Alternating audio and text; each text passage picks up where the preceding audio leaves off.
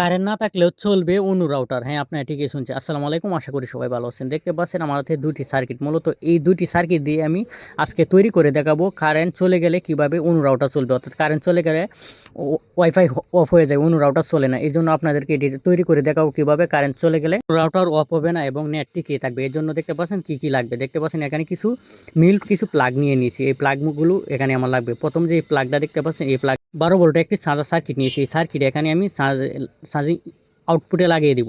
আউটপুটে এখানে লাগিয়ে তাতাল দিয়ে জ্বালাই করে নিব ভালোভাবে, যেন লুজ কালেকশন না থাকে।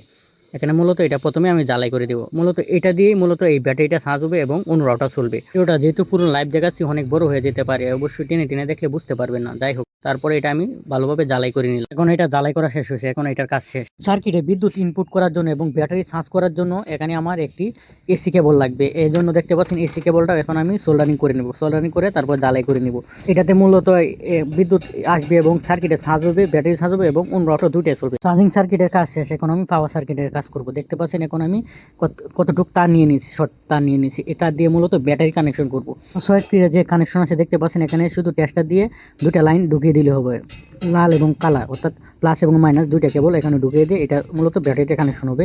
12 ভোল্ট ব্যাটারিতে কানেকশন শেষ করলাম। এখন দেখতে পাচ্ছেন দুইটা ক্লিপ নিয়ে নিয়েছি, অর্থাৎ এটা মাথায় লাগিয়ে তারপর ব্যাটারিতে যেন লাগানো যাবে, খোলা সহজ হয় এই জন্য এই ক্লিপ লাগিয়ে দিব। যদি সোল্ডারিং করি তাহলে তো খোলা যাবে না, সমস্যা হলে এই জন্য ক্লিপ লাগিয়ে নিচ্ছি। সি ইনপুট যে কেবল আছে সেই কেবলের মধ্যে একটি 2 পিন প্লাগ লাগিয়ে দিব, যেন যে কোনো সকেটের থেকে চালানো যায় সমস্যা ছাড়াই। দেখতে পাচ্ছেন এখন আমি একটি 2 পিন সকেট লাগিয়ে দিয়েছি। আপনারা চাইলে এইভাবে 2 পিন সকেটও লাগাইতে পারেন বা একসাথে ফিক্স করে লাগাইতেও পারেন বিদ্যুতের সাথে। যেহেতু আমার এটা খুলতে হবে এই জন্য 2 পিন সকেট লাগানোটাই ভালো। দেখো উপরে দেখতে পাচ্ছেন যে সকেটটা, অর্থাৎ মিল সকেট, এটা লাগিয়ে দিচ্ছি এবং ব্যাটারির মধ্যে আমি ব্যাটারি কানেকশন দিয়ে দিচ্ছি। ব্যাটারি কানেকশন দেওয়া লাল লালের মধ্যে এবং কালা কালার মধ্যে শুধু ক্লিপ চাপ দিয়ে লাগিয়ে নিলাম। দেওয়ার পর দেখতে পাচ্ছেন এখানে পাওয়ার চলে আসছে। এখন যে চার্জিং সার্কিট আছে, এই চার্জিং সার্কিট আমি এখন পাওয়ার সার্কিটে সংযোগ করে দেবো। করার পর তারপর দেখছেন বিদ্যুতে আমি এখন লাইন দিয়ে দেবো। বিদ্যুতে লাইন দিয়ে সুইচ দিয়ে দিচ্ছি। বিদ্যুতে লাইন দেওয়ার সাথে দেখতে পাচ্ছেন একটি বাল্ব জ্বলে হচ্ছে, অর্থাৎ বিদ্যুৎ আছে, এটা ইন্ডিকেটর করছে আর কি।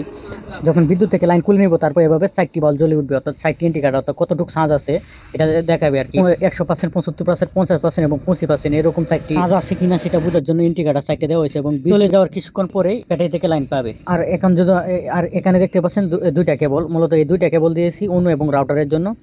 এই কেবল অনু আর রাউটারে লাগাই দিলে হবে। আর যদি অনু রাউটারে যদি আপনাদের সকেট থাকে কেটে আবার জয়েন করে দিলেও চলবে, কিন্তু আমি চাইনি ওটা কাটাকাটি করার জন্য, কারণ সহজে খোলা যায় এই জন্য এই সিস্টেম কাজটি করে দিই। সমস্যা হলে সবগুলো আলাদা করা যাবে। তো কাজটি কেমন হয়েছে অবশ্যই জানাবেন। আর আপনারা যদি চান এভাবে আমার ভিডিও দেখানোর পদ্ধতি বানাইতে পারেন।